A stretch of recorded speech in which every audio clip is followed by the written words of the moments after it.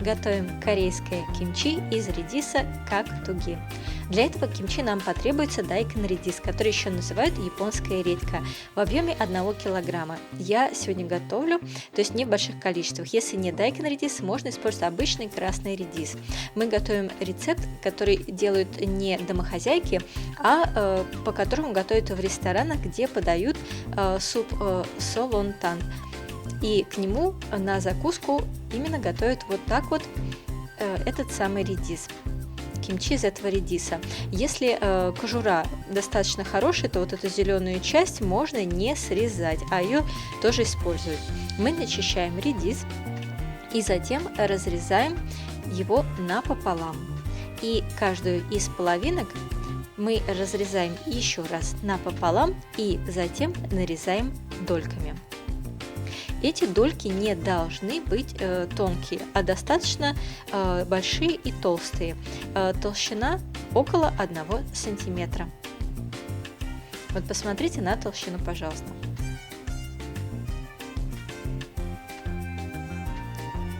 Когда весь редис нарезан, мы добавляем в него соль. 2 столовые ложки для нашей обычной соли. Если используете корейскую соль, которую можно купить в корейском магазине, то тогда пропорции соли и сахара должны быть 1 к 1. В данном же случае мы кладем 5 столовых ложек сахара.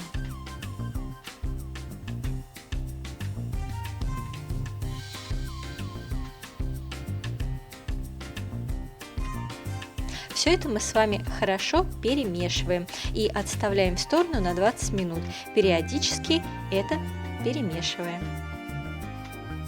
За это время готовим с вами базу для кимчи. 3 столовые ложки муки нам потребуется и вода в объеме 2 чайных кружек, стандартные маленькие чайные кружки.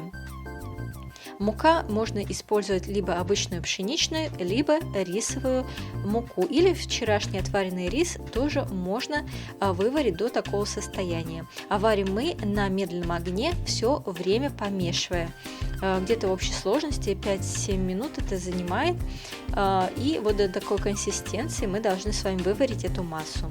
И затем полностью остудить.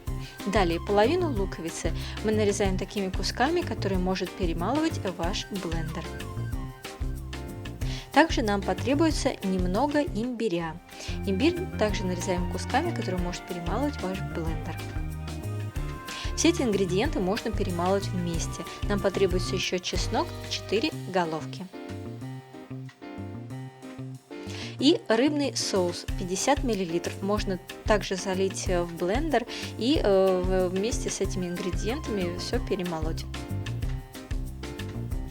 Затем мы проверяем, что происходит с нашей редиской. Там должна была появиться вода. Не забываем ее помешивать. Всю перемолотую массу мы загружаем в какую-нибудь форму для перемешивания. За это время уже должна была остыть база для кимчи, мы ее заливаем в эту же форму.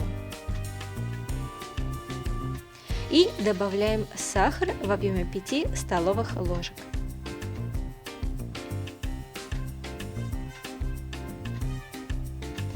Затем добавляем красный молотый перец 50 грамм. Про перец задают очень много вопросов. В Корее используют для кимчи перец менее острый, который помолот такими достаточно объемными хлопьями, а мелкий перец используют для приготовления других блюд. Поэтому, если вы покупаете корейский перец в корейских магазинах, который специально для кимчи, то тогда его можно положить немного побольше, чем вот такой вот перец острый, мелкого помола. Затем добавляем спрайт 50 мл. Это опционно, можно это добавить, а можно и нет, если вы, допустим, не любите газированные напитки. И затем всю эту массу мы с вами хорошо перемешиваем до однородной массы и даем маринаду настояться 20 минут. За это время мы нарезаем несколько стручков зеленого лука. Белые кончики нужно вот так вот напополам надрезать. И затем нарезаем зеленый лук кусками 2-3 сантиметра. Через 20 минут мы должны будем слить с редиса образовавшуюся там воду, а ее будет немало. И затем добавляем в редис красный молотый перец, 1 столовую ложку. Для чего мы это делаем? Для того, чтобы у кимчи был красивый красный насыщенный цвет. Все хорошо перемешиваем, обязательно делайте это в перчатках, чтобы вам не сожгло кожу рук. Вот какой красивый цвет мы с вами уже получили, а ведь даже еще ничего не мариновали. Закладываем в редис прежде нарезанный зеленый лук и все хорошо перемешиваем. Затем закладываем этот редис в уже прежде подготовленный маринад. Все это мы с вами делаем в перчатках, потому что руки может сжечь от перца. И, кстати, не только руки, но и глаза. Все это мы хорошо перемешиваем. И делаем это где-то в течение нескольких минут, чтобы маринад хорошо распространился по всей имеющейся массе редиса. И затем все это закладываем в пластиковый или стеклянный контейнер для хранения. Оставшуюся массу маринада тоже соберите и залейте им сверху редис в контейнере. 2 дня мы держим контейнер вне холодильника и затем храним его в холодильнике. Есть уже можно начинать через 5 дней. Срок хранения около 2 месяцев, но определяется все кислостью вкуса продукта.